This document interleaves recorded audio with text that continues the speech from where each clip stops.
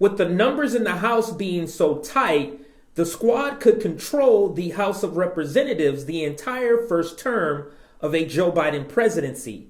Now, how can they do that? The same way that they're talking about forced to vote on Medicare for all is the same way they can control the legislation that comes to the House floor. It would only take like 5 or 6 progressives or elected members to withhold their vote or threaten to withhold their vote unless changes in certain legislation is made. AOC, Ilhan Omar, Rashida, Ayanna, Jamal, Cori Bush, Khanna. That's all it would take. And there's a lot more progressive members, but that's all it would take essentially to control what legislation comes to the floor, what's in this legislation, and more specifically, what's not in certain legislation. So you withhold your vote, or you were threatened to withhold your vote until this amendment is voted on, until that amendment is voted on, until these words is put into,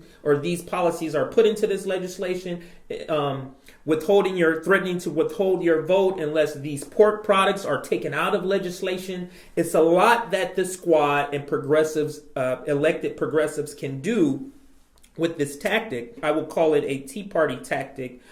From a progressive politician point of view, how would they explain to progressive voters why they didn't use this tactic to stop awful legislation like the stimulus package, the military budget, and corporate bailouts?